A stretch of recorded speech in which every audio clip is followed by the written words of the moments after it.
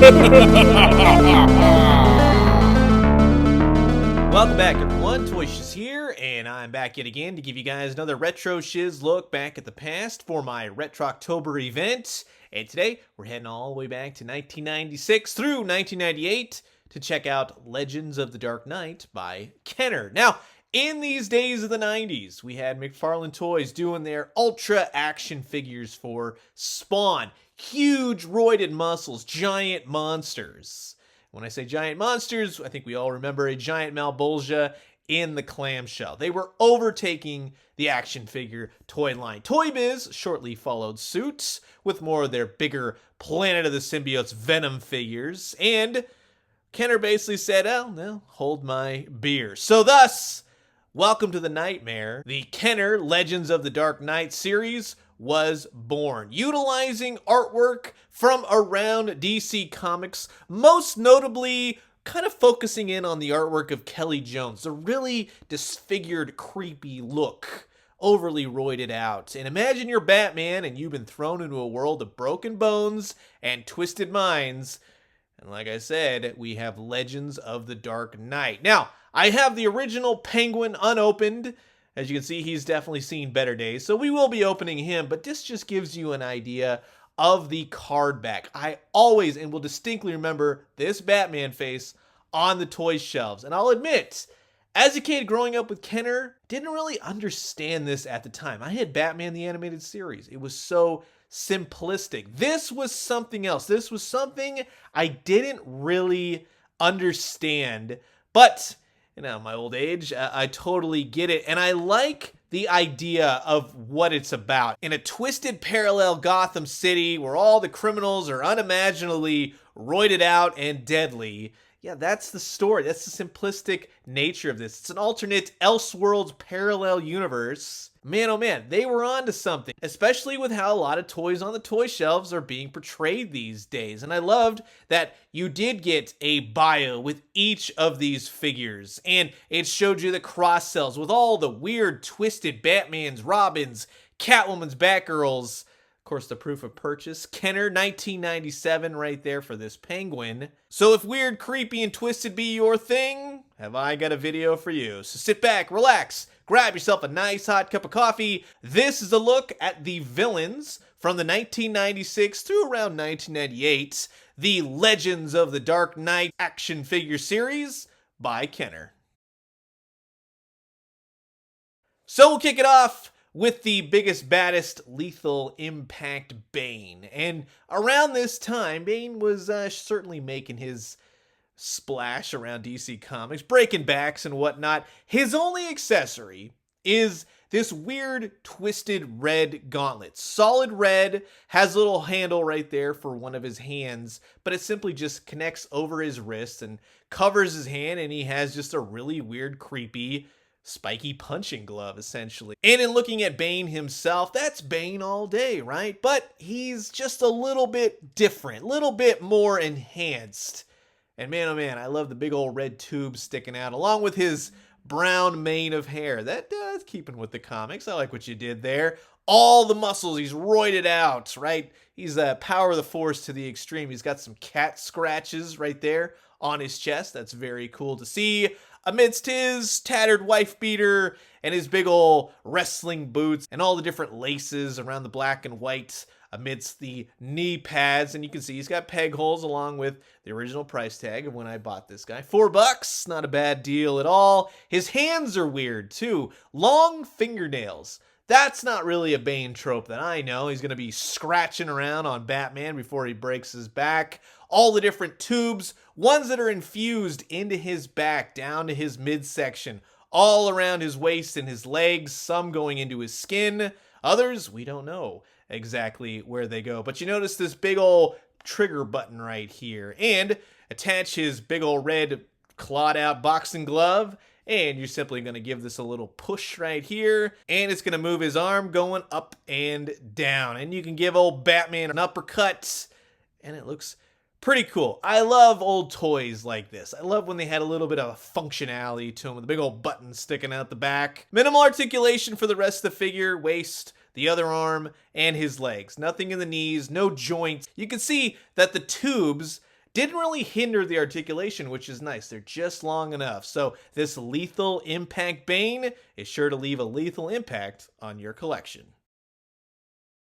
Now, moving along in Gotham City, going from our Bs to now our Cs, we have the Panther Prowl Catwoman. And she's quite a fantastic looking Catwoman in design, right? We'll get to more of the articulation. She comes with this large Panther robot, aka Exo battle suit, which is interesting for a Catwoman figure. Totally different, thinking outside the box. Yes, we're used to having her have all kinds of various cats around here, but a biomechanical suit complete with all the cybernetics you could think of for the 90s, well, yeah, sign me up. Let's check this out and see how it works. It also had a bit of a flip down mask to it. A lot of articulation in this robot, surprisingly. You can get it going on all fours, just like a panther, or get it standing on two legs and have it be its own little mini robot, so to speak, ready to attack Batman. Catwoman herself, you're gonna need to stand for her. She's very hard to stand. We'll just put it that way. But interesting looking Catwoman, right? A lot of purple, a lot of black, a lot of skin showing. That's another thing that they don't really do this day, unless you're more in the McFarlane Toys collecting realm. I like the diamond cutouts on her costume. It's different. It's weird. It's sleek and sexy, but it is very much Catwoman. It's not a big detour too much like we're looking at with Bane in the last figure. Basic articulation, and I like on the backside, you have this really cool, almost cybernetic spinal cord to her that turns into a tail. And that's articulated. You simply just kind of swivel it or remove it, and she has a really cool wild whip. No whipping action, unfortunately. That would have been a really nice touch. She simply just holds it, and it does work really well in that sense. Now, when utilizing this big old Panther mechanical suit, it's pretty straightforward. You're going to simply put Catwoman into it. It envelops her, right?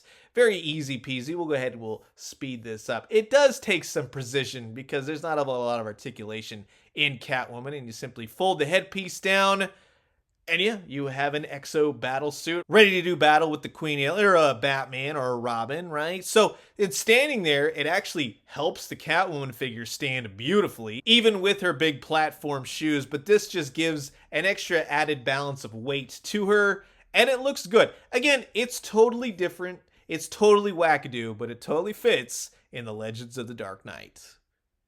Now, moving on, we have Clayface, and what a glorious Clayface this is. This Clayface was an online exclusive. Yeah, go figure, back in the day where you had to basically call up a store and put in your credit card information. But yeah, this Clayface was well worth it. I love the look of this. He's very much Clayface, Matt Hagen, Basil Carlo, and a little bit of Preston Payne with the suit thrown in. And when I show you his multitude of faces, you can kind of say that they've all been kind of merged together. I like how there's a little bit of Clayface poking out within the biomechanical suit. He has big clodhopper clay feet.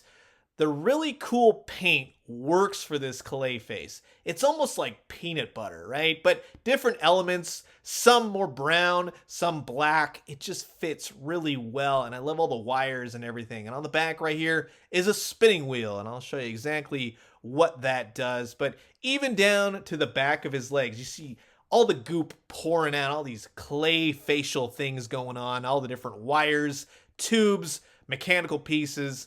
It's a totally different Clayface, but he's monstrous looking. And going back to that spinning wheel, when you look up top, you can see all the different faces for Clayface. Some more solemn, some more yelling, screaming.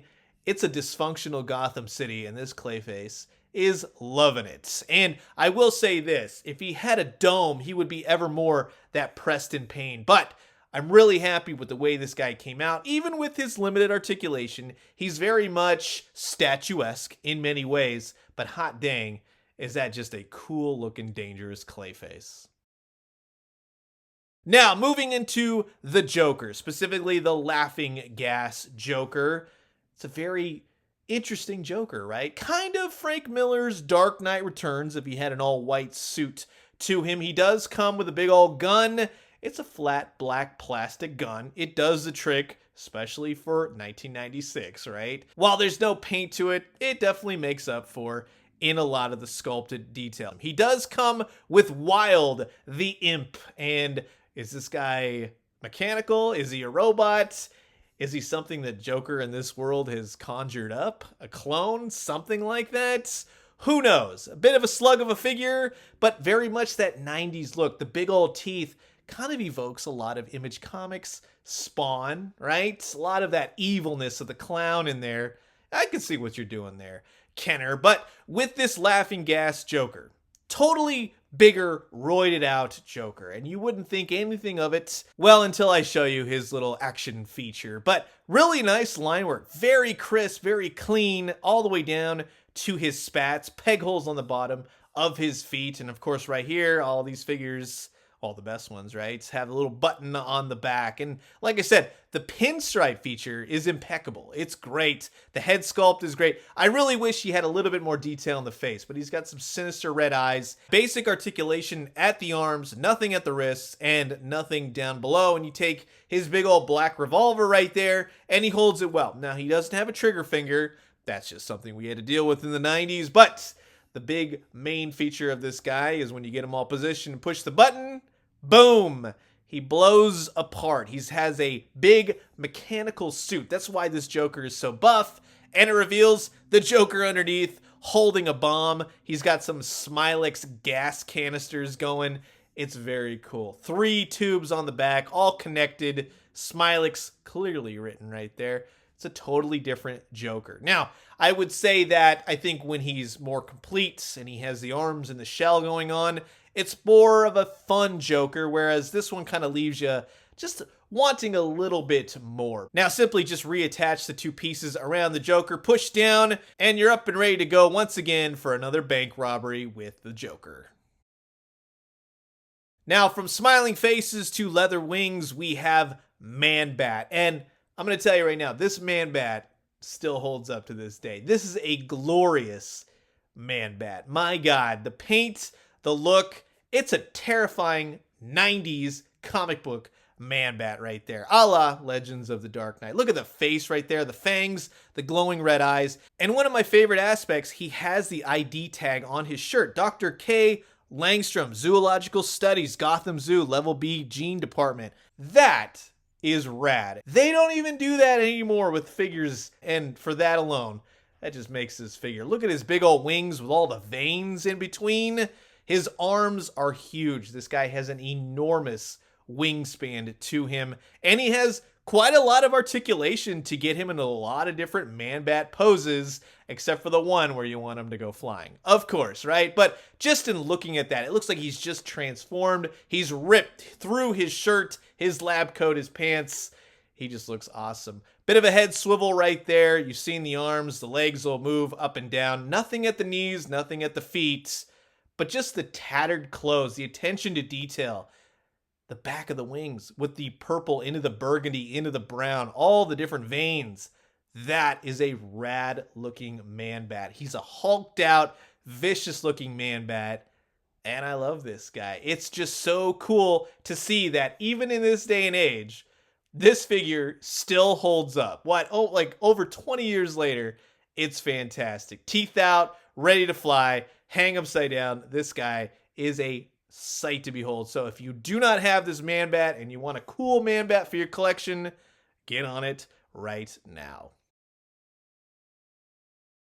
And in talking about bats, 2 birds of a feather, we have the Penguin. And of course, you saw this guy earlier in my video. Finally opened up, finally released from his plastic prison.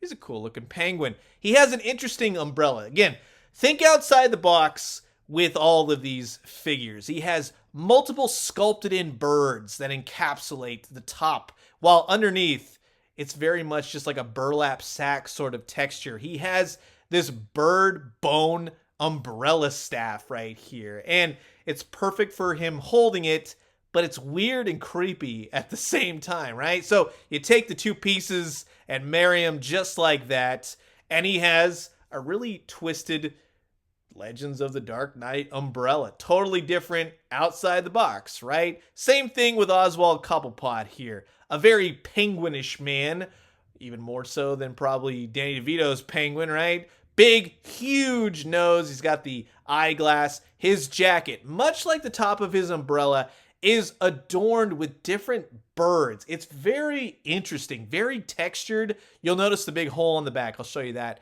in just a second. But going into this hand that holds the umbrella, it's totally different. He has some articulation in the head, and then this arm raises up with this piece sticking out. And you're probably thinking, well, wait a minute, what is that down there? Well, you're going to put the umbrella in his hand. You're going to swivel it just like that. And on the other side, he's doing a really creepy Spock impression. A really mangled looking flipper you got there, Oswald. But in the waist, that's all that rotated, nothing in the feet, and you can see all the markings down below. Now, go ahead, pop the umbrella right there in his hand, and you give that little dial a twist, and you see exactly what he does. It's very simplistic. It gets the point across. He's doing the whole penguin umbrella thing, and it totally works. It's not that exciting, but the sculpt alone makes up for it. And plus, you can pop this off and stick this into his back.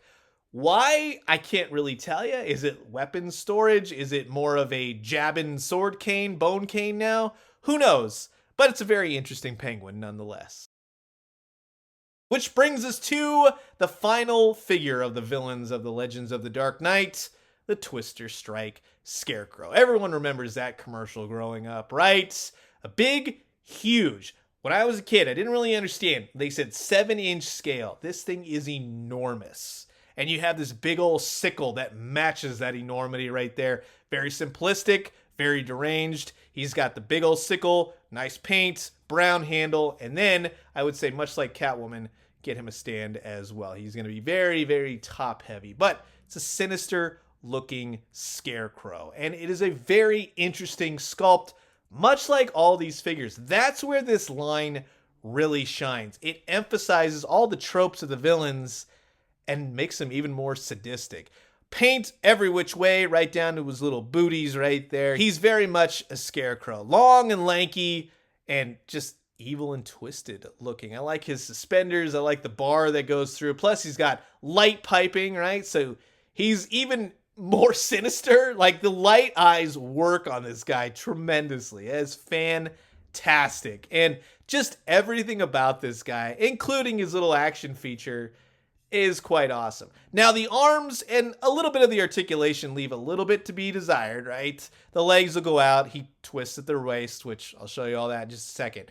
If only his arms could move forward. They only go out to the side, much like a scarecrow. But you go ahead and put the sickle in. Make sure he's nice and sturdy on his feet, and you can recreate that old commercial just like that. And he twists and strikes and takes off everybody's head as he's twisting around and doing his action pose. So again, he's an awesome looking scarecrow. One you must have in the collection. And if you were wondering, in this day and age, and I say it a lot of times with McFarlane's toy DC Multiverse offerings, it very much is Elseworlds in many ways, utilizing DC Multiverse now. But growing up in the 90s, it was Elseworlds, and a lot of these figures do hold up and scale well. Now with Bane, you see the different tropes. You see the new figure compared to this Legends of the Dark Knight. You have the new Nightfall Batman. The sculpting holds up even to this day. It's pretty cool. He's a lot shorter than the new Bane, but it's every bit of Bane that you probably need in the collection. And again, in going from Toy Biz, McFarlane, Kenner going, we need to catch up here and do all this crazy stuff too. And that's where you really started to see the competition. You could go to any toy company and get these ridiculous, monstrous, roided out figures. Even Power of the Force Star Wars, right?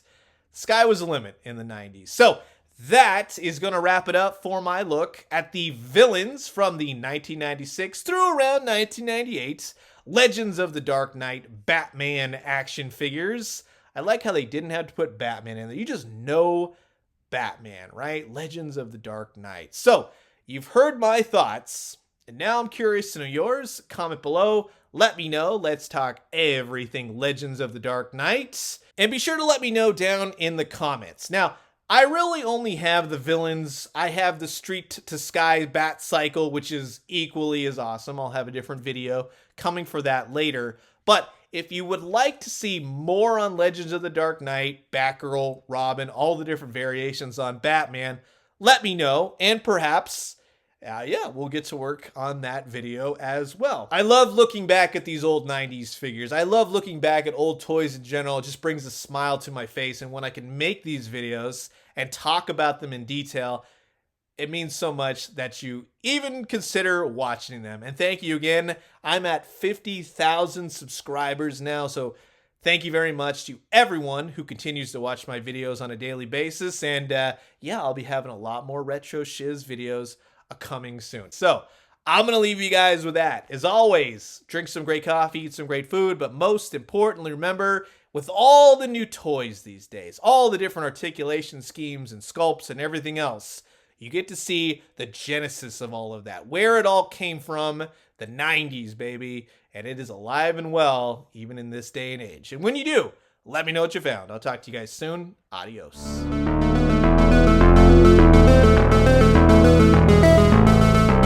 Ha ha ha ha ha!